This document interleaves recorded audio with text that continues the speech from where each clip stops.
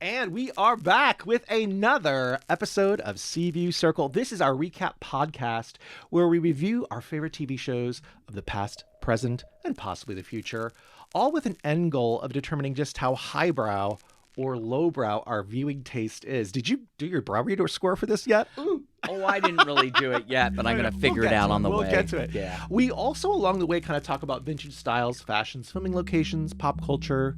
We'll see if some of that factors into this episode or not. But before we get to that, I just want to say hi. How are you doing? How was your week? I had a very busy week, actually.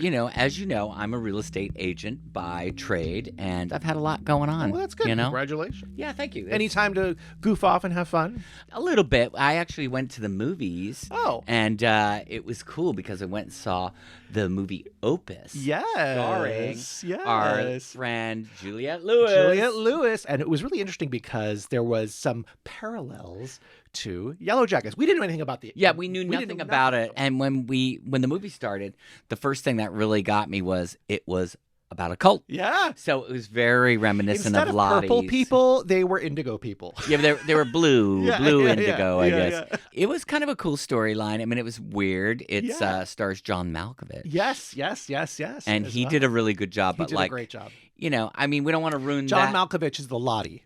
Yeah, he's the Lottie, and he's an ex-pop star musician. Yeah. What I think is interesting as well is that there was an escape from the compound, and that also kind of reminded me of Natalie, at the end of episode 1 of season 2, when she sticks the fork in Lisa's face and then runs out.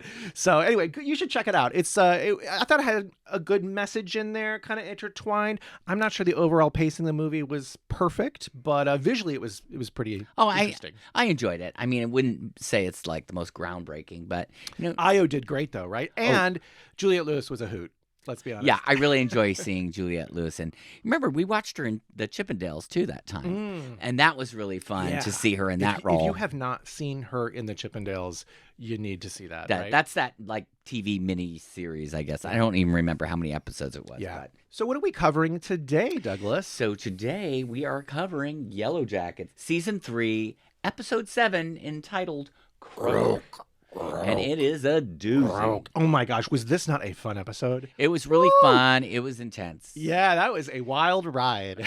Well, thanks to the writers, Alicia Brophy and Ameni Rosa. Oh yes, we've seen Ameni's name on here before. Yeah, the director was Jennifer Morrison. Ah, okay. It was really action-packed. Yes, the pacing was really fun. It kept us on the edge of our, I don't want to say seats, we'll just say couch, because that's where we watch it from. At the end of the episode, we definitely had to have a shot of whiskey to calm ourselves down. That is true. It was really intense. Yeah, I needed to sleep, and I don't think I would have slept had I not had a little. Do you have dreams about the Yellowjackets? I do sometimes. I don't know if I had one last night, though. I did. I think I did. I think I've inserted scenes into the episode that don't actually exist, and I wake up realizing, oh, yeah, that didn't happen. Well, it is interesting because I had a dream with Juliette Lewis earlier in the week, but I mean, it had nothing. And that was the night before we saw Opus. Right, and it was not dramatic, though. It was just literally like we were partying, and I was we did party with Juliette Lewis once. So we did party with her at the It was like a SAG event for Yellowjackets, and we were there. So and they were all there. It was nice. Yeah. Well, most of them.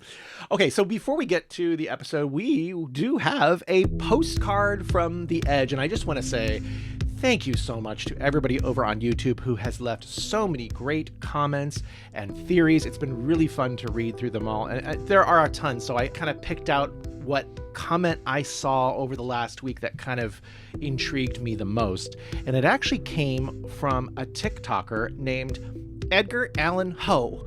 Edgar Allan Ho, that's a great name. And this was on our clip where we were showing our discussion about Natalie and this kind of passage into adult Natalie, where she has this guilt, obviously, from what she's done now with Javi, with now Coach Ben, which is her, one of her best friends out there, and that kind of transformation.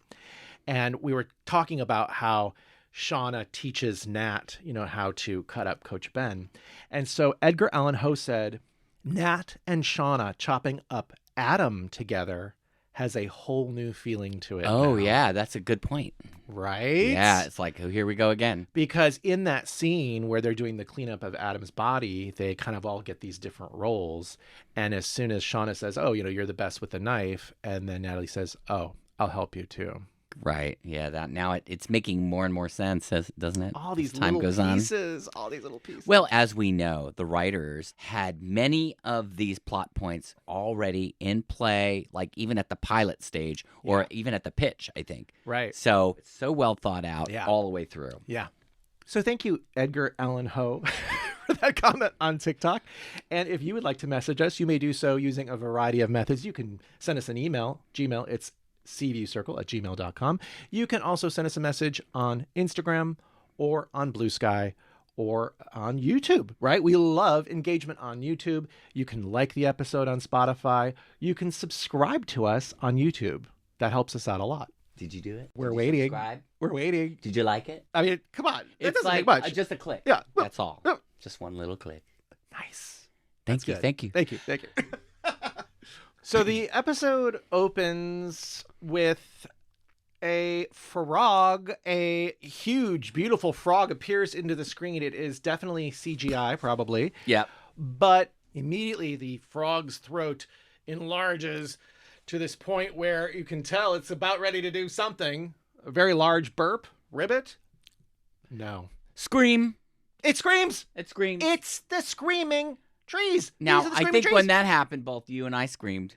We were just screaming. We're like, I think so, we're like, too. Oh, I my God. think so too. This was wild. This completely shot down a theory immediately.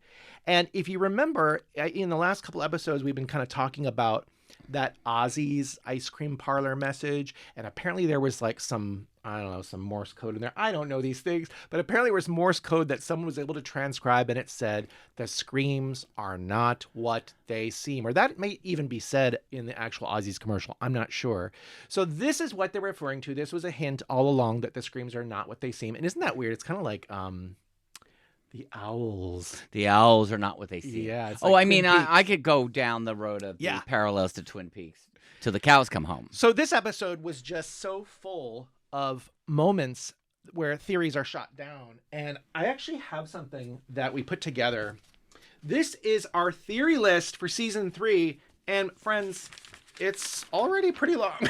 It's getting pretty long. But what I'm very happy to say is that we can already cross off one of these theories, which is the screaming trees are really search and rescue planes. That is now crossed off the list. That is null and void. So what did you think about this development? Well, yeah, that really blew my mind. And I would say this. I think maybe the wilderness is just like you say. They're going crazy and they're so like out there that all these things mean things to them. Uh-huh. And, I guess that's human nature. Sure. Humans are very prone to finding meaning And let's not in forget a lot of things that might not have a meaning. that's true. And let's not forget they're just teenagers who don't even really have a lot of life experience. Yeah. So the way they interpret things is going to be based off of a lot less experience. Right. And I guess in that way, you could be maybe more forgiving for their bad decision making. Yeah, maybe. And then, of course, we also know that there's a bit of mental illness going on, too. So Yes. there's And that. potentially with a couple people, if you really think about it. Oh, yeah. I mean, wouldn't that make you go crazy? Yeah. If you hadn't eaten in my months and, gosh. you've been trapped and... Well, we're going to talk about it, but let's first start off with this opening sequence, which shows our new cast member, Ashley Sutton, portraying one half of a zoologist or frog specialist couple. They kind of talk a little bit about their backstory and about how they're there in the wilderness to capture the recording of and I wrote it down, the Arctic Banshee frog. Now, Doug, did you do any research on that? I did. And so here's what's really weird is I couldn't find any reference outside of a Yellowjackets reference to the Arctic Banshee frog. Okay. But then I did find one posting, and it was really weird because it was the Banshee frog, and it talked about the Banshee frog screaming. But this is what was really weird about it. This was like from a Dungeons and Dragons website, and it's like they actually gave it a number. They showed a picture. It looked just like it. And I have seen pictures of frogs that look like that. Sure. So I don't know. Like, I want to spend more time, and there wasn't really a lot of time. Well, to do I the do research. think that it gives these people a specific reason to be there, right? Especially if this is like a once in a lifetime thing, or I don't remember exactly what they said, but it's so rare to hear this sound. I mean, if you heard a small frog making those crazy sounds, that would be something you'd want a recording of, much like when we went down to Palenque and we heard those howler monkeys. Oh, the howler monkeys, you can hear the howler monkeys for miles away, and they're not big primates. I mean, they're not gorillas. They're like, this big, maybe sitting in trees, but you can hear them screeching for miles. They have these cheeks that are really huge, and it's just when they start making noises, if there's like somebody coming or whatever, it's just the volume of the sound. Projection of their sound. It's crazy. It's kind of scary. It's very disarming, much like maybe these frogs must have been for the Yellowjackets. So here we have Hannah and her partner Edwin. We don't really know if I guess they're a couple. I think I got that they were kind of a couple, and I think totally figured that out. And then, of course, there was this other character called Kodiak. Yes, and there definitely was a bit of flirtation going on between Hannah and Kodiak. Here we have Joel McHale. We've been talking about him all season, when he's going to pop up, and here he is playing this character Kodiak, who's definitely kind of a rugged, sexy outdoorsman, and he is their hired guide to take them deep into the wilderness to find these frogs. And there's that great first sequence where the frogs are all having a copulation moment. All the couples are there, and he says something like, "Oh wow, the heart wants what the heart wants." Yes, because the zoologists are so excited to see this that like Hannah even has like a tear in her eyes. And didn't she say something like, "Right, it's the most beautiful thing I've ever heard"? And I was like, "Oh, you really are a geek, aren't you?" But no, I mean it's cool. Yeah, you can imagine. Understand. You can imagine. They must be so excited to find the species of weird frog. Right.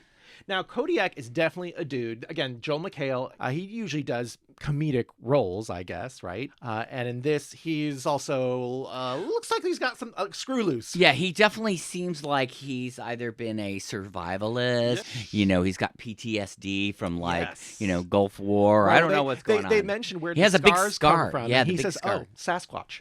That's right. He said, I love that. He's like, "Oh, from Sasquatch." So I have a feeling he's been here before. I definitely think he's been here before, and there's some clues yes, too. There are some clues. We'll kind of go along as we venture further into the storyline. But what we're doing here is we're going back 3 days before the final scene of the last episode. So we're seeing this couple's journey to get to that Thanksgiving party, and we didn't see Joel McHale really in the last scene, but he was standing right next to them. At any rate, so here we are, like maybe it's day 2, and they're sitting around talking, getting some more of this exposition out, and he's got that crossbow. And again, anytime a weapon appears on screen, it's going to mean something. Yeah. In this scene, though, he just kind of he shoots a rabbit. He shoots a rabbit, and then I think that he cooks it up or something like that. He says something like, he says, "The wilderness provides." Wilderness provides. I call this meal Peter. Peter I didn't Rabbit. catch that part. That was fast. So it goes into like one day before the event, and they're in the tent, and things kind of get a little Well, it was crazy in the raining. tent. It's raining outside. That's right. So they have to be inside the tent together. They're all kind of a little scared. Like, this guy seems a little off his rocker, but they say, "Don't worry, I'm your lifeline." Yeah. And what else does he have? Well, he does have some ganja. Yeah. So he rolls up a little joint, and of course he offers it to them. Hannah is very, very giddy. Maybe Edwin, who's played by Nelson Franklin, he's a little less giddy, maybe, perhaps. I mean, there's definitely a flirtation here between... Doesn't he say something to Hannah about that too? That she's smitten, or is it just the reaction? I don't know. It was remember. It was very apparent. I know that when they're talking about the frogs, he says, "Oh gosh, you two are real perverts." Yeah, but it definitely you can see that she's smitten with Kodiak, and there was this whole thing that he spoke about to Kodiak about the Aesop's fable about the frogs. And I found that kind of an interesting thing. He had made the reference that the frogs prayed to Zeus and they were asking for a king, but kind of like a parallel to, maybe to the whole show that maybe instead of the king, maybe it's an antler queen. I don't know. Right. Anyway, it's just kind of like a weird little section there that I think is going to come back. Yeah, probably. They don't put anything in there for no reason. Yeah. Now, another thing that is interesting is they have in the tent, they have this communication device. This is their kind of direct link to the university, or their only link to the university or outside. And while they're kind of goofing off, they smoke some pot or whatever, they kind of, I don't know, they're like wrestling or whatever. And then I think it's Cody like falls onto that device and he breaks the antenna. Yeah. Well, of course he does, because we can't have any connection to the outside world. No. So that was an interesting moment. And of course, it's like, you know that they would probably have some communication, right? Doing what they're doing. They've hired this guy. Oh, and this was interesting too. If you noticed, on that device, it says property of KUH. Right. And wasn't that what we saw in the pit? Yes. That Coach had. So Yes. that's why I was saying, like, That's the supplies that he found in the pit in episode 1 are property of this guy. Okay? yeah, but so what's weird is that is not Kodiak's. Yes, it is. Oh, it is his. I'm pretty sure. Yeah. Here it is. Javi's friend, Cabin Daddy, left supplies in pit. No. Well, I mean, Well, maybe. is Kodiak Javi's friend? Maybe he is. That's a question. Maybe. This is my thinking. I don't is think he's Cabin Daddy. No, Cabin but Daddy's dead. Well, maybe he's the son of Cabin Daddy. Because he Mhm. certainly knows the Yeah. terrain. There's a section where there, a little later, Right. he moves this tree trunk. Yes. And to me, I was thinking, is that part of the cave That's what I dwelling? thought too. It looked like the cave was in the background, and if you notice, right in that sequence, they pass around, and there's the symbol. Yes, and we saw the symbol. So that at that point, I was thinking, okay, this is another one of the Has Kodiak left these symbols? right. throughout? Maybe he's left them. It's his traps or his, things. Yes. And obviously, these items were found before by Coach Ben. Now, when he was still alive, how come he didn't reveal any of the stuff to anybody, even Natalie, like about? They did mention the supplies. Oh, yeah, they did. It was just buried like in one sentence. Yeah. Because they did say KUH. Then later on it comes up. Oh, that's what was on the supplies that Ben brought back from the cave. Hey, Ben didn't bring nothing back from the cave. No, You guys brought you Ben guys back brought it from back. the cave, and you guys Okay, went and got the so supplies. they must have grabbed it. Okay, Yeah. I was just curious. But Yeah. anyway, We I'm still just- don't technically know who Ben was talking to. That's What I'm thinking That's about. still on here. I'm thinking if Ben there was talking to Javi's friend in the cave. right, if there was a person he was speaking to, it doesn't seem like anybody knows who the hell he was talking to. So Right. he was either super crazy. Or maybe he was talking to Paul. Yeah, maybe he's his talking head. to Paul again. Yeah. All right. So now we are moving to the day of, and now it's nighttime, and you have the couple smelling barbecue. Yeah, they make a mention of the barbecue smell, and it's like, yeah, baby. Okay. And so immediately Kodiak is like, whoa, what's going on? And then they want to go check it out. And he's like, no, we don't want to do that. But then they just run out. And so he has to follow them. I'm not sure. Do they cut to? the girls are dancing. Yeah. And it's kind of taking off another view Right. from their vantage point. That's right. For where we left off at the end of the episode, and we see it all over again. We hear the screaming, and then we hear Lottie saying No. which stops everybody. And then we have the additional line, which is Van saying, "We're going home." And then it goes right to the intro. No. And I think, I need to watch it again, but I think the intro had maybe some different images in it again. It certainly did. But once that is finished, we have a return to the scene, and they see Coach Ben's head.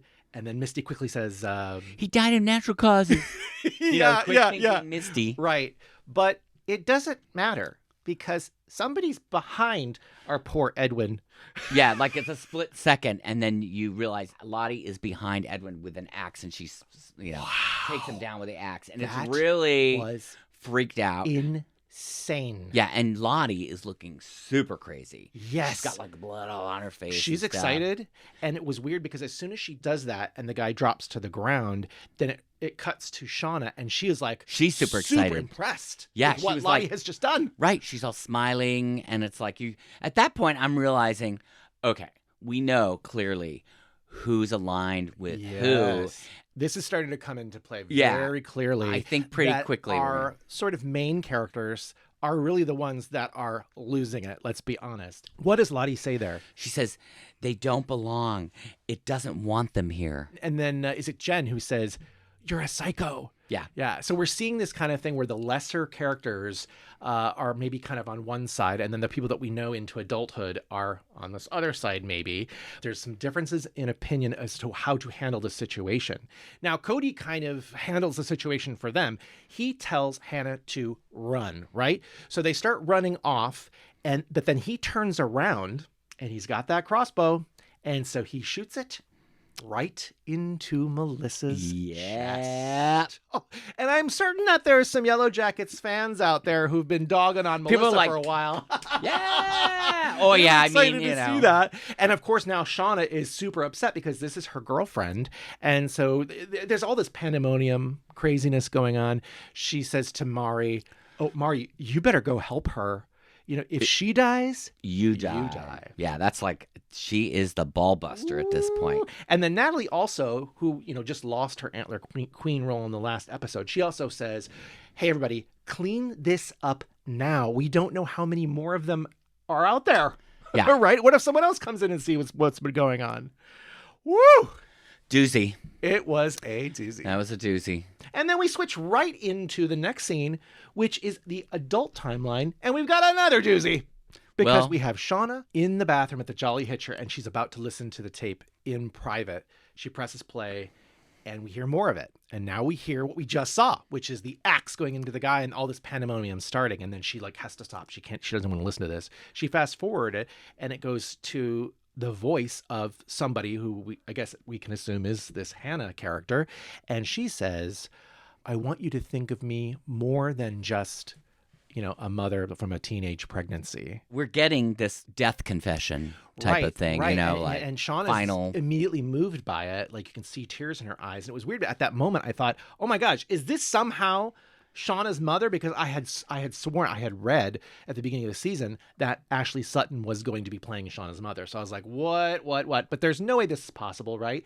She goes on to the phone and she It's like looks the obituary.com. Yeah, she pulls up the full name, which was Hannah Sophia Finch. And she also types in KUH. Yeah. And then like frog scientist or something like that.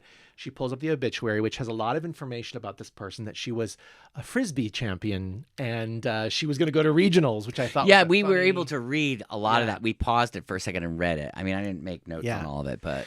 So at that point, she's interrupted by Jeff. So Jeff wants to use the restroom and, so she comes out and they start having a little conversation. This was really interesting.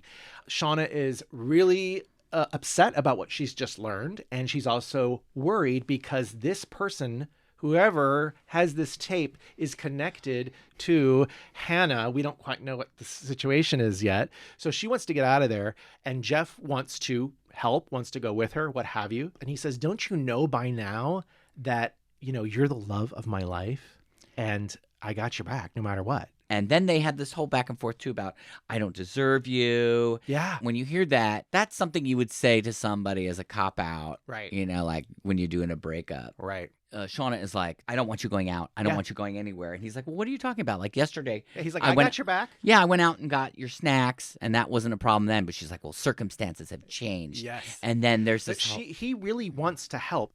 And then she says, "Well, there is something that you can do.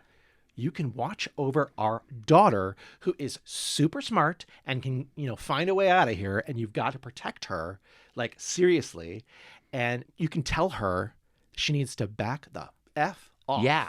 And then she says, "And that goes for you, and too." And that goes for you, too. And it was really like, you realize really at this point more than ever, like, Shauna is such a badass.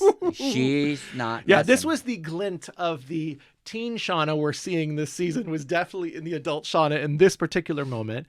And then we cut to Callie kind of slumped down on the other side of the door in the bedroom, and she is been listening to all of this. And then she looks up because she's listened to the tape. Clearly she's listened to the tape. She doesn't know exactly what is going on. And then she looks up missing persons. Yeah, missing people in Canada. There was one little thing, too, that I thought was a fun line between Jeff and Shauna, too, was, "I appreciate your secrecy." And then he says something like, "It's your love language." Right. So that was kind of a telling quote. Oh, gosh. It was rough. It was rough. Moving into the next scene, we're back at the spa hotel weekend with Ty and Van, and they have an unexpected, perhaps unwanted visitor who somehow, managed to coax a maid into letting her in. It is Misty, of course, and they're both like, what are you doing here? In fact, Van is so scared, she gets a butter knife, to protect herself against Misty. So Misty wants to know from Ty why she didn't tell everybody in their little meeting why she had seen Lottie earlier in the day that Lottie died, right? Yeah. And even Van was like, you didn't tell me that. And then Misty says something like, oh yeah, don't pretend that there aren't a whole bunch of things that you do that you don't remember all the time. Yeah. And then she turns to Van sort of to back up what she's saying. And then other Ty, I'm assuming, really looks over Van, and then Van has to cover for her. Yeah, she says no. I think it was something about suspicion. You can't say that you're not suspicious, right? And she goes, "Oh no." Yeah. But at that point, I'm looking at it like, I think Van is scared to death. Yes. And we have said this in the last episode, and I think we can mark it off here too. Really, with this whole episode, it's a whole lot of theories in there, isn't there? We can mark off that other Ty has officially taken over Ty for Van, right? We see this happening throughout this episode. We've been seeing it happening. Yeah. But, by the way, I'm wearing my tie sweater. Tie sweater. Tie. That was the idea here. Oh, babes. Did you just say tie? I said tie. Right. Well, this is the tie. Because I was about to say how this scene ties. Oh, well, there. Why don't we? I don't have any more here. Let's keep it closer so we don't mess up the. Okay. Well, anytime we say tie, ties, tie, then we're gonna put some money in the cuss bank. But last week we had that scene where they're at the spa and she orders filet mignon. Did you notice? I mean, this is something that other Ty does. Other Ty orders meat because remember in season 1 when she has her fundraiser, she mistakenly takes the meat and she has to put it down because regular Ty doesn't eat meat. Right. I thought regular Ty is vegan, isn't she? Yes. See? So other Ty has taken over in this moment. But Ty tells Misty there's no way she had nothing to do with this. It has to be the person who's been stalking Shauna, the person who gave her that tape. Yeah, now at this point you realize, oh, Misty has no idea what the hell they're talking about. She says, what tape? Yeah, what tape? I felt bad for her because, obviously they should really have kept her in the loop. You know what Absolutely. I mean? I think so too. Yeah. But I mean, obviously what's going on with Ty is this whole thing. What's going on with Van is her whole thing. What's going on with Shauna is her whole thing. Right. So you can see why they're not thinking about their friends. Right. And I guess the suspicions of everybody's suspicious, right? And it keeps changing through the whole season. Like at first it's like, well, is this the bad person? Is this the person who's are you trying to kill me? Are you trying to kill me? I don't know. Right. Well, we'll get to that. We'll get to that. So then later on, Van, Ty, and Misty go to meet Shauna at the Jolly Hitcher. And as they get there, I think she's coming right off the elevator. So they have this conversation right there. And that is when Shauna finally reveals that she listened to more of the tape. And she reveals that she knows who this person is. She names her by name, Hannah. And then she says to the ladies that Hannah had a daughter named Alex. Yes. And they're all sort of taken aback like, oh my gosh. So again, we can go back to this. We can go back to our theory list and we can now strike off what we said last week, that Walter is not the zoologist's son. Correct. So that's crazy. And I think it's revealed that she lives in Virginia or something like that. So Ty says, well, what are you going to do, Shauna? And Shauna quite simply says, well, what do you think I'm going to do? I'm going to stop her. Right? She's got this threatening tape, right? She's going to expose them. And then Misty says something like, oh, sounds like an opportunity for some cleanup. A cleanup. She's all excited again. And then Shauna says, I don't think I asked for your help. And then Misty says, well, if past is prologue, you will. Right. And you'll do it late and rudely. Right. Because she's always the cleanup queen, that one. Right. She's got to get out her formaldehyde or whatever So this else. is exciting because apparently Alex, the daughter of Hannah, lives in Virginia. So it looks like the ladies are all going to go on a road trip. Yeah. And this is wonderful to see everybody smushed together in a car. In Shauna's red SUV mom van. Back in the teen timeline, the chase is on. The Yellowjackets are after Cody and Hannah. Hannah suggests they just go hide back in camp, but he says, no, we need to go further than camp. They're going to find that, and then we'll be sort of like trapped or whatever. And so they kind of scatter, and then we have the Yellowjackets on the scent. Oh yeah, it's very weird at this point because you have Natalie is like listening in like she's like an animal. Yeah. They're all like animals at this point. Weird. Human beings do have this ability if they can tune into this stuff, but we don't have to use this. And they have to adapt to their surroundings. So they're wild. They're wild animals. They're mammals. Yes. We're mammals. Exactly. Hey, So Hannah's running and she's panting and out of breath, whatever. She runs past a tree and it snags some of her hair. Right, and we've seen that little bit of hair before, haven't we? We certainly have. This is the hair that we believe, or I believe, ends up on the Antler Queen's little gown. It looks like ermine. So I have to say, we mentioned it.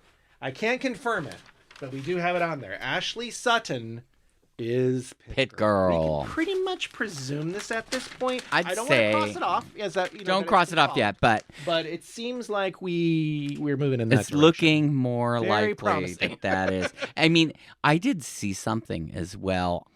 Ashley Sutton, and then a still image, which was probably from like the pilot, where you see the face. Now it's like the prosthetic of the. Yeah, the prosthetic. Yeah. Now they might not have even cast her at that point, but like. Definitely some similarities. Yeah, maybe they did. I don't know. We probably could look through there and see. Maybe they've worked together before, too. Yes. Maybe they had her in mind all the time. Yes. But anyway, there was this uncanny similarity between her and the Pit Girl prosthetic. So she certainly has hair that's long enough to be Pit Girl. It's really fascinating because, Ashley and Bart, if this is the case, they've really turned the screws on us because everybody's been saying everybody else under the sun is Pit Girl. And then here we have somebody who just breezes in here. Well, anyway, before she becomes Pit Girl, Hannah finds a little space where she can hide for a while, and when the Yellowjackets pass on, she finds this as a good opportunity to go back to the DAT recorder and sort of record a final message to her child in case she dies. And this is very sweet and sad. Very sad. She says, my sweet baby Alex, I just need you to know that I love you. I think this is actually the reveal where we know that it isn't Walter, that it's a person named Alex, right? I think that we've kind of gone out of sequence here telling the recap that later on, then when we go back to Shauna, she mentions that she has a daughter. So this is that moment, and okay, this is what's happening. Yeah. Right? And then she takes the recorder eventually, and you can see that she kind of stashes it. She stashes it. She puts some rocks on it. So this is what we were talking about kind of in that last episode. How long was that DAT player out there? How long was that tape out there? That's what Van was questioning about. Apparently it's hidden under this log. Who finds it? We still don't know. And you know what? I'm going to say this. There's a lot of theories out there about that tape maybe being in the stash that Natalie left. Mm-hmm. And, it still could have been found by somebody else. Yes. It could still be Walter. I don't know.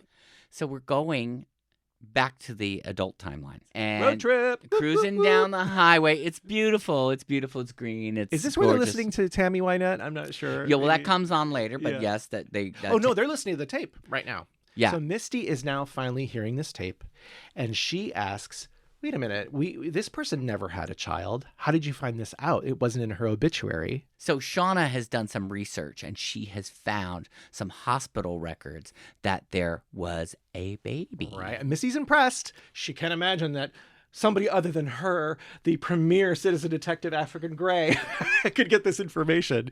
But they all wonder, who knew about this tape. Right. And then one of the ladies mentions, Jen and Melissa were very close, got close to Hannah.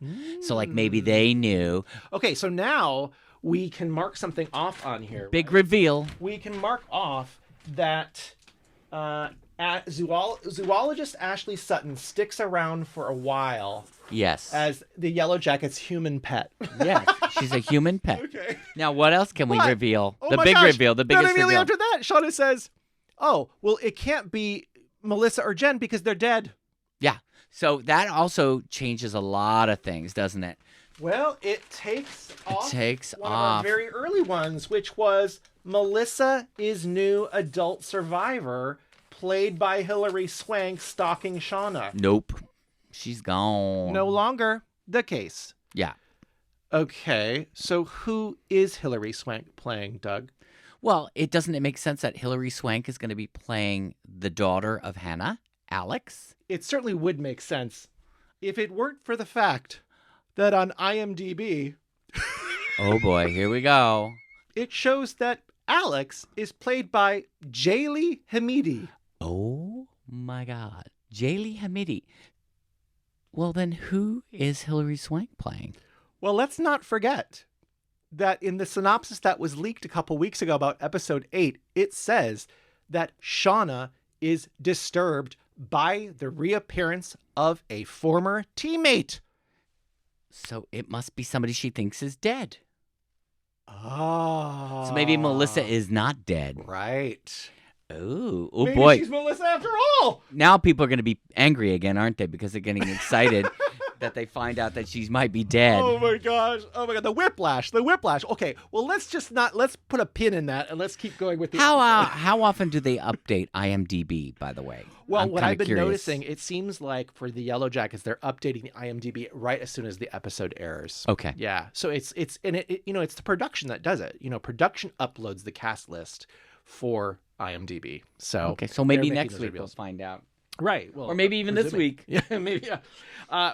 Another thing that's in that scene, though, is that somebody does ask, why do you think Alex waited 25 years to enact revenge? Which is a question that you had actually posed way earlier in the season. Remember when we were talking about Melissa? Why did this person wait this long?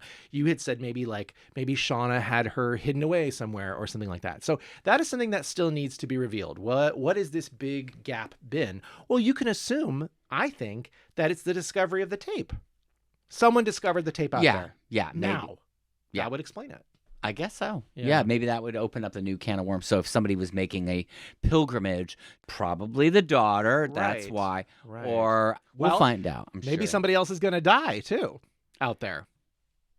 Yeah. Kodiak, perhaps. We don't know at the end of this episode. We're jumping ahead. Yeah, we're jumping in. Let's keep going.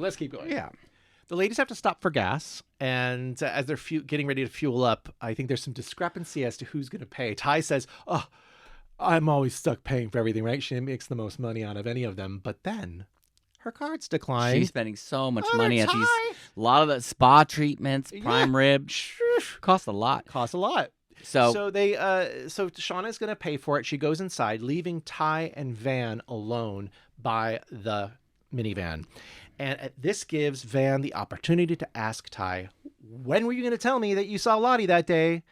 And Ty says something like, "Oh, don't worry about it. I wanted to have a personal conversation with Lottie about all that stuff that we had talked about back at the intentional community about, again, this sort of like wilderness blood sacrifice trade for Van." right, And- making her better. Yeah, and Van says, "Oh my gosh, not this again. I told you I don't want to live like that." And then other Ty says, "Well, you don't have to. I will live like that Yeah, for you." that was kind of a real freaky moment. And at that point, I was thinking, the devil is on the loose. Ooh, that was so chilling. And then I think at that point, Misty's come back out and she sees Van and she says something like, "Oh gosh, you look pale as a ghost." Yeah. Because, we think at that time that she's just startled by this news or whatever, but we find out later there's something else going on. And then Shauna does complain, though, at that point that she has to pump the gas, too. Right, she has to pay for it and pump Yeah, the gas? I'm going to pay for it and pump it? Like, okay. Like, she's boss lady. She's going to have to. We have, again, all the teens kind of running through the woods trying to find these people. And we have Ty and Van coming across their little encampment with the tents. And they hear some noises. And then they go into the tent. They find out it's just one of the frogs. So they released the frog. But then I was thinking, maybe the wilderness is angry. Ooh, I if like you're that. buying into the wilderness Yeah, I still like that. being real. I Because like that. these people should not be messing around with this sacred yeah. frog. I like that. I did find it interesting that Ty or Van lets the frog go. They feel sorry for this frog. They care more about the frogs than they do the humans. Yeah, they care more about the frog than they did Coach Ben last episode. This So. is a fascinating scene because they are in the tent and they see all of Cody's belongings. And immediately Ty picks up a map, or what I think it looks like a Yeah, map, it looks like from a what I can map. tell. So that's where you and I both said to each other, oh my God, Ben really is the bridge to them getting home potentially, because they finally have a map. But what we're starting to see here in this particular conversation, again, is this division between the people that may want to stay for whatever reason and the people that want to get home, obviously, as soon as possible. Because when Van sees Cody's little device there to call, she immediately tries to call home. She wants to call her mother. Yeah. But of But course, it's broken. it's broken. Now, I'm wondering if any of these people, any of these teens are good at electronics. Misty might be good at that. Maybe they'll be able to fix this yeah, thing. but see, that's just what I'm saying here. Misty might be one of those people who does not want to return home. Obviously, she already broke the emergency responder in episode 2 of the entire series. So there's this moment where Ty says, oh, all hope is not lost. At least we have all of these supplies we can take back to the village, she calls it, which I loved. But then Van says, no, we don't need to. All we need to do is just Find the people. these people so we can go home. Yeah. It was a little bit of a touching moment there, because you can see even between Ty and Van, there might be a difference in opinion here as to what to do. And meanwhile, the rest of the Yellowjackets are out there trying to hunt these people down. Yeah. We have Aquila, Travis, and I think Misty are kind of separated off, and they're on the hunt for Cody. And of course, Misty knows that Shit Ridge is just down the way, right? Yeah, she's very familiar with Shit Ridge. Very familiar. She knows what to do at Shit Ridge. Yes, Bye. yes, bye. So they're trying to kind of corner him in that direction. And I think it's interesting because you have Aquila, who says to Travis, they split off into 2 different directions. And Aquila says to Travis, she's trying to forgive or explain Lottie's crazy decision to hatchet that poor guy, Edwin. And she says, maybe she had seen a vision or something like that. Yeah. Maybe she had felt some bad vibes from these people. That's right. Yeah. But it's then when Travis says, actually, Aquila, I think it's just because, and then it cuts off. What he was going to say then, and this is another thing we can cross off here for sure at this point, the reason why Travis had said to Lottie, oh, the wilderness wants to speak to her, is because if you remember in the very first episode of season 3, he sits down with Lottie and she flat out tells him that she's been through therapy often because she has some issues. Right. She's crazy. He's going to say she's crazy. Even though he was on mushrooms, he's been able to kind of realize, oh, she's crazy. And he was about to say that to Aquila. And again, if he had said that earlier, maybe Coach Ben would still be there, because him saying that to Lottie forced Aquila into the cave. And then Aquila had the whole Ben vision. He is the bridge, and maybe he is the bridge. So there is some maybe spirituality in there somewhere. But maybe they would have treated Ben differently. And if Ben had been around even one more day, he might be. None of this would have happened, probably. Yeah. All right, so we can cross off here. I think at this point, Travis made up vision. He made it up, right? We know this. This is true. Well, I mean, you can see that he's been giving these looks pretty much the last couple episodes, like looking like, all right, she's out. Maybe of her I mind. shouldn't have crossed that off. Maybe I should have said, "This is true. This is true." You know what I mean? It's not. All right. It's not crossing off. It's not true. I'm saying it is true. Okay. It's true, Well, it's true. It's true. It's true. Okay. Meanwhile, we have Misty. She's on the hunt for Cody, and you remember he uses his crossbow again, and you think, "Oh my gosh!" But she ducks. Just She the amount ducks, of time. and then she doesn't have her glasses anymore. Right. So she's frantically looking for her glasses. Now, you know what's so weird is, did you ever see that Twilight Zone episode where it's like the man who works at the bank and he's obsessed with reading, but he has big Coke bottle lenses? Yes. To me, this is such a weird thing because I know she's so reliant on those glasses. Yeah. And it's like, uh-oh. Then we have all of them kind of, again, pushing Cody to Shit Ridge, and he falls over. And then there's this weird interplay there where Travis has they all have the opportunity to just push him right down. And then he even says something like, oh, just save your bullet or something like that. Yeah. Like, I didn't quite understand that. Like he was just going to fall, like he was falling. Yeah, he was maybe. just going to go. But then they've clearly like offering him help up because, again, they're thinking in the back of their head kind of what Van was thinking, which is, oh, this guy could get us out of here. If there's anybody that can get us out of here, this is probably the guy. Well, I think Travis does say something like that. He said, can you get us home? Yeah. Doesn't he? So at this point, I definitely can see that the different camps of the kids, I Yep. should say. It's all happening. Yep. I have a feeling like right Yep. now, this is the survivor merge Yeah. or non-merge. Exactly. This is the point. This is the opposite of the merge. This is the opposite of the Survivor. merge. Now, funnily enough, they're doing this advertising right now for Survivor and Yellowjackets on Paramount Plus. So if you get the opportunity to watch these commercials, they're really funny because they're This playing latest on one it. actually has Jasmine Savoy and Sophie Nalise portraying Survivor cast members. And by the way, there are extra jackets, if we want to call them. There are extra jackets in the background. Those are the only two actual cast members that appear in this promo, but it's really great. They hold up the parchment. Yeah, they're doing the little. Shauna is voted off. She's voted The off. tribe has spoken. Tribe has The spoken. tribe is hungry. Maybe we'll find a link. We could put some little links in there. I don't know if we I'll can find put some it. screenshots of that on there. Okay, so now back to the other group, though, out there in the wilderness. We have Shauna finding her Hannah's hair on the branch, and then maybe it's Natalie again can kind of hear that there's something going on. So basically, they find Hannah hiding under that log. Yeah, and she surrenders. Yeah. And then I think some more of the Yellowjackets come in, maybe Van, Ty, I'm not sure. And Shauna is very upset. She wants to She wants to kill them all. Yeah, because their companion shot Melissa, but then Hannah says, "Oh, well, we're not really with him." Yeah, we're not with him. We hired him to kind Right. of show us, and we're researchers or whatever. Right. And So- then she's smart to offer first aid supplies. Yeah, we have first aid that supplies, could et cetera, et potentially cetera. help Melissa.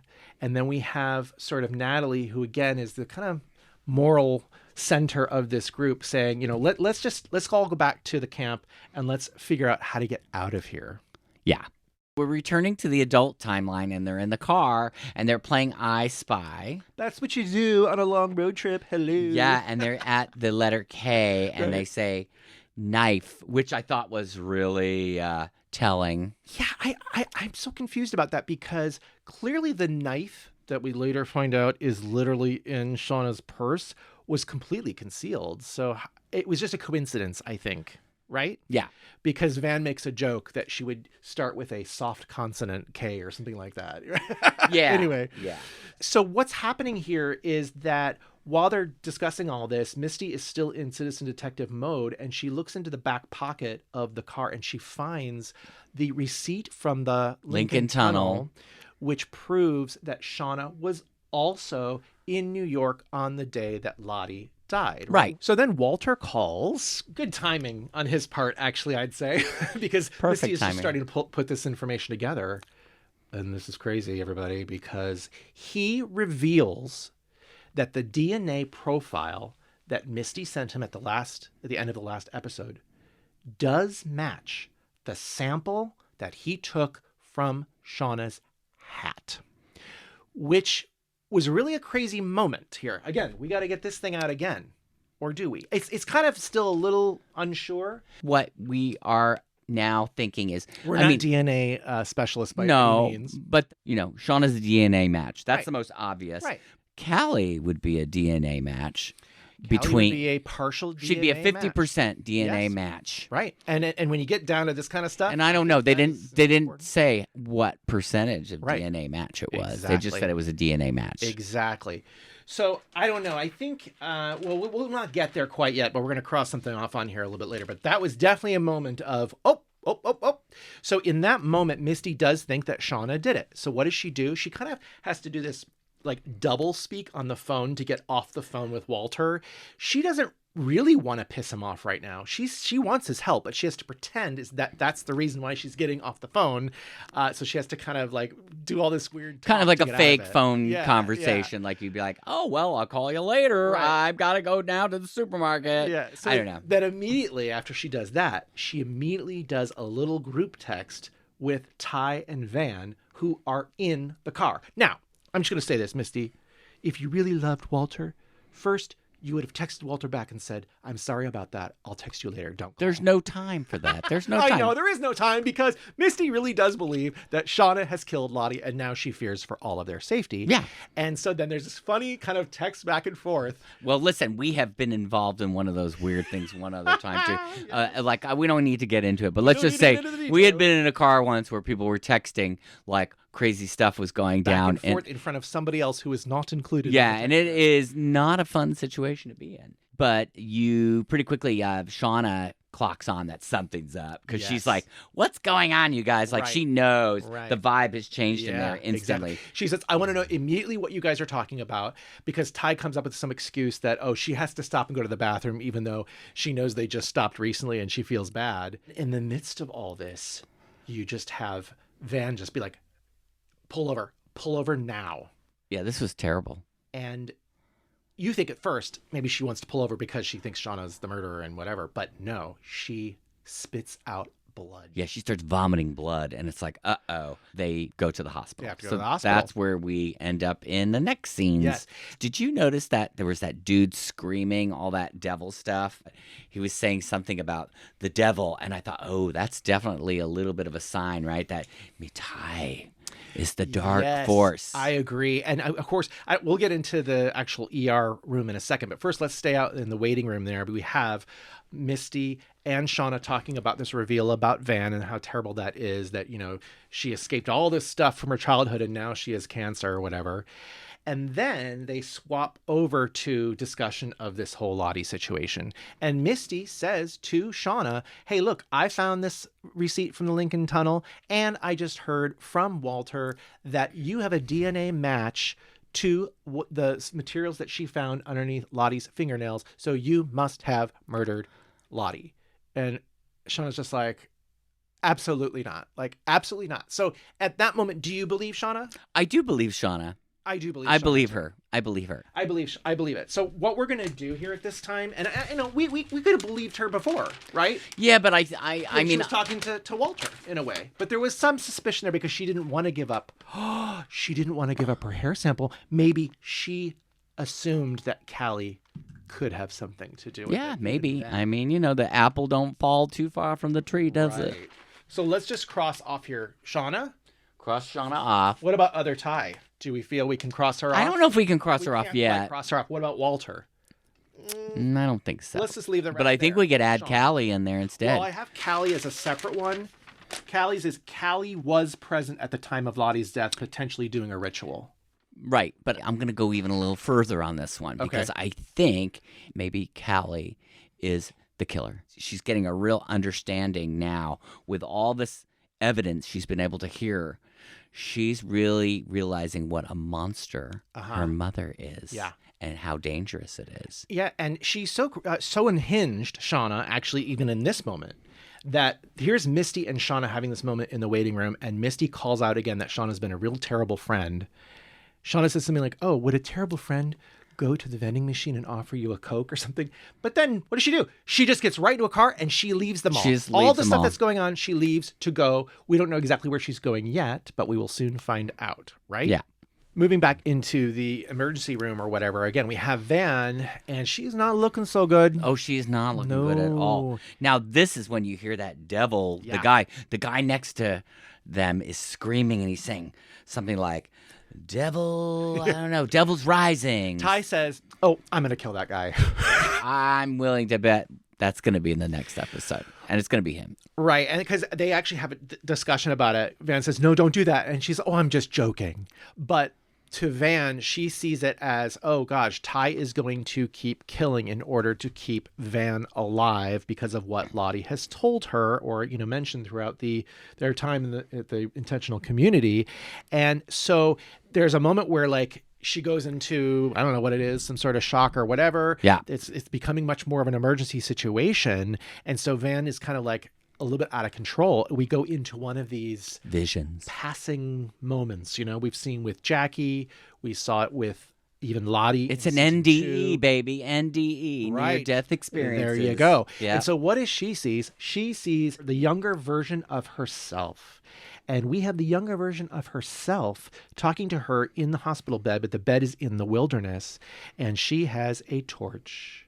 Yes. And we know Van's history with fire from the plane and from the attack from the wolf.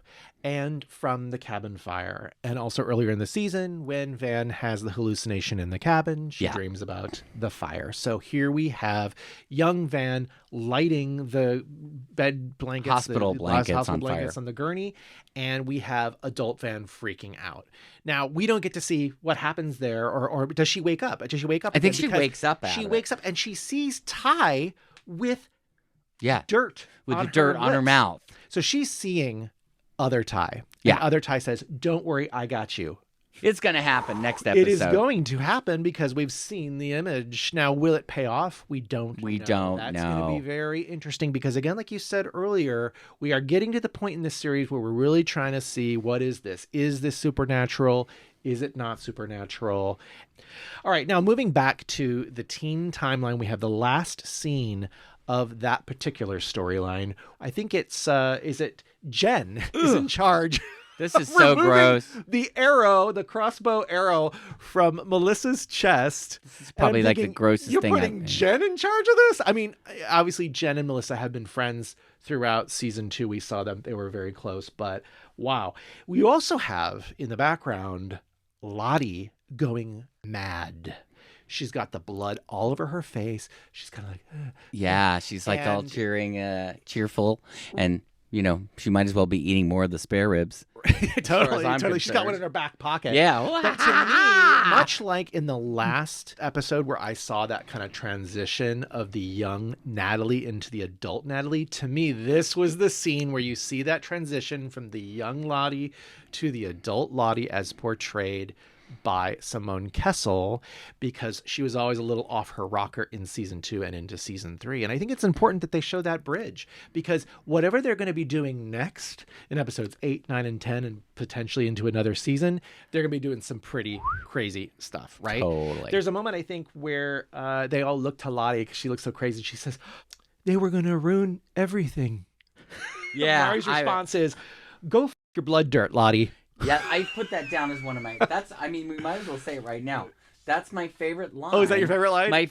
Go f your blood dirt, Lottie. Mari always comes through with some great lines. I hope that Alexa Barajas is appreciative of the great writing that they give her.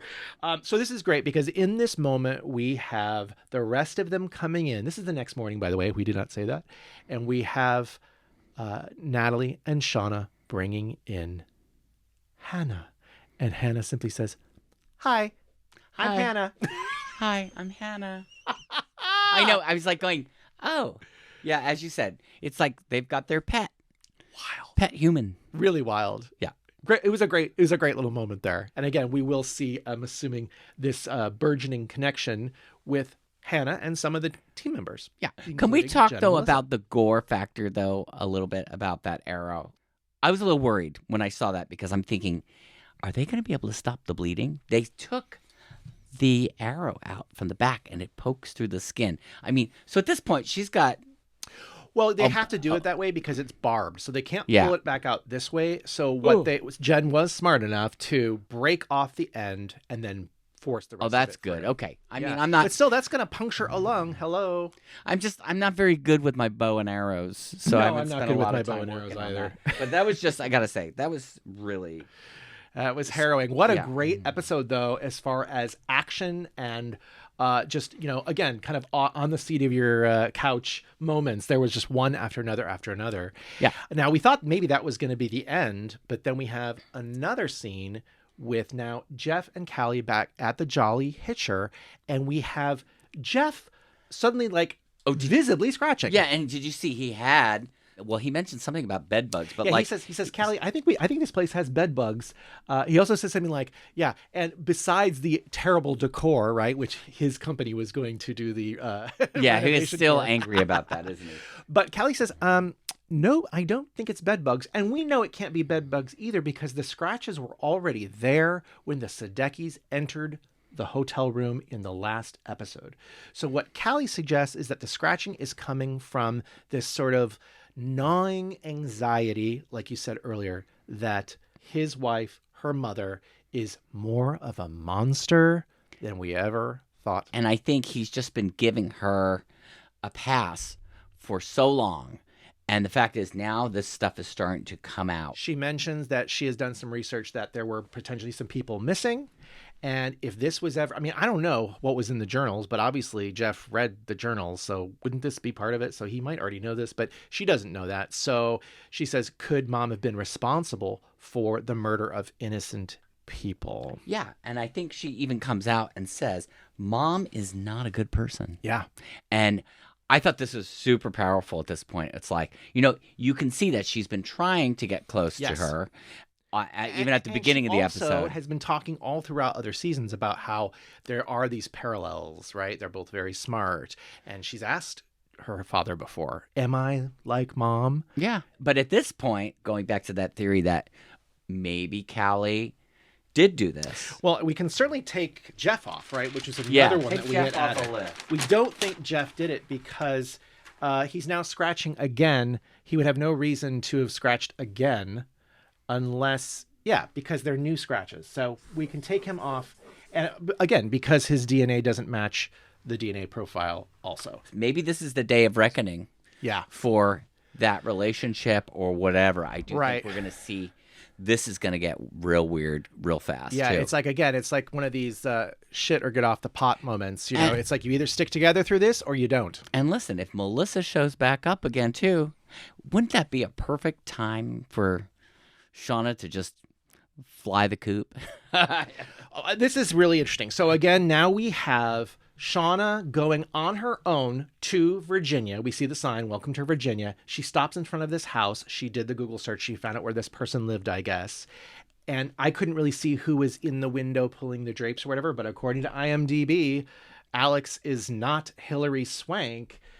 But they do say that Jen and Melissa are dead. But then we also know from the synopsis that there is going to be a returning teammate. Again, we come back to this thing here. You know, Melissa is new adult survivor played by Hilary Swank. I just don't know. I mean, the only other thing I could say, which wouldn't make any sense, because I would say probably in real life, Hilary Swank is probably around the same age as the other adults. Yes. Right? So it's got to be in this timeline. It's going to be a surprise. Right. It's got to be a reveal. So now at this point, we think she's dead, but let's face it. The writers of the show are so good that they're going to give us... Isn't it a potential that more people than we think actually survive and go home, and then there are other things that they do that are bad when they get back? Some people are going to have a story to tell, right? Yeah, we don't know. Like maybe Melissa does make it back from the crash site. But then maybe that's part of the things that they did afterwards that have been spoken about. I think we were talking about last night, kind of at the end when we had our shot of whiskey, about how so much happened and so many things we were able to cross off. In fact, we can go through some more of this in a moment. But, you know, it's the pacing of the season. It really is like a roller coaster where you're going... No, I wrote that down. The other thing that I found kind of interesting, and I mean, it's been going this way all the way along, but I think what's so great about the show is that at this point, we are all like citizen detectives when it comes to the different... Right. What came first, the Yellowjackets citizen detective or the citizen detective on Yellowjackets? I don't know, but I mean, I can't remember. I think it's just the way it's written. What episode that was revealed that she was a citizen detective. But yeah, they've done such a clever job of almost giving two meanings to every little thing that comes along, two or more meanings perhaps. But these red herrings, these clues can all lead you into all these different directions. And that creates this community that has come from this show of all these people trying to figure it out. Yeah. But, you know, like we've said, you know, that a lot of this stuff was already part of their plan from the beginning. The introduction of these zoologists in this particular scene was in there from the beginning. And it's really interesting to see how this is now playing out. I was going to say, you know, and I mentioned the Twin Peaks thing before, but I think what this show has in common with that is that because of this kind of mysterious, you know, plot point going on where it's like supernatural and also the citizen detective aspect, I'm willing to predict that this is going to become a cult classic. Oh, even yeah. after it's done. Oh, absolutely. Because it's going to be one of those shows that you could always revisit and get something more out of. So I think, great job, writers. I agree. All right, so now we are coming in for a landing finally on this episode to get right down to the Lotus Point. This is our gauge of how highbrow or lowbrow this particular episode of Yellowjackets was. So, Doug, what did you rate this 7th episode of Yellowjackets on the brow meter? Now, I'm going to say this. It's not that I didn't think the episode was great, because I think the episode was fantastic. However, I'd say there's not a ton of highbrow in there. It's like watching an action-packed movie, right? So I'm going to I'll give it a 3, just because there's a little bit of it. Some of those poignant moments with the Hannah character. Yes. And those heartfelt things, and the Callie talking about Sure. Shauna to her dad. But yeah, I'm giving it a 3. I'm going to give it slightly higher. I'm going to give it a 3.5 because to me, again, it kind of is a mirror to the last episode with the Natalie character. I see that in the same thing for the Lottie character, and on a kind of a larger scale for the entire teen Yellowjackets, I do see this as a very kind of a sad moment for them. We were talking about it, how they're just teenagers, and here they are having to deal with this emergency situation, and we can't expect them to handle it the way that we would. They don't know, they don't have as much experience. So to me, that's what makes this kind of a little bit more highbrow, because like you said, there's like an element where maybe you could forgive them, but at the same time, they had a choice. Some of them had a choice. The problem is that they're kind of fractured after Natalie is no longer the Antler Queen, and now we swapped over to Shauna all within 24 hours. So there was never a moment to even take a breath for that. Right, and now you got bad decision maker at the helm. Yes, we have impulsive Shauna at the helm. Impulsive Shauna, who never changes. But yeah, what a great, exhilarating thrill ride. Totally the roller coaster of the season, just going up the hill and going. Yeah. And again, I can't wait to watch it again. I like watching these a second time after giving it a little bit of breathing room. And of course, the other thing is loving, again, all the theories that are really fun to explore. I think that's what makes this a really enjoyable podcast to do. We've already talked about sort of like what the synopsis is, and we also mentioned that the next episode is called A Normal, Boring Life. I'm just going to throw this out to you as one final question here. So who do you think in that synopsis, when it says the unexpected return of an old teammate sends Shauna spiraling in ways that should probably concern everyone, who do you think that remaining teammate is? I mean, we've kind of said we still think it could be Hilary, Swank, and I Melissa. think it's got to be the Melissa character, because who else would? There's not many other options, because But then maybe I can't imagine they're going to bring back like an adult Brit or an adult Robin, because that wouldn't be enough emotional impact at this moment. they talked about everybody else being dead, right, so there's nobody left unless it's somebody they think is dead and they're not dead. Right. I think they've come back with potentially Melissa. Yeah, I'd say the other thing. Maybe Shauna was supposed to take care of her at some point and she failed to do so. Yeah, maybe she didn't. Yeah, it wouldn't be the first time she lied about something. Mm-hmm. So maybe that's what it was. Well, I don't know about you, friends, but I'm hungry. We want you to stay hungry, and we will see you then back on the sack. Bye-bye. Bye-bye.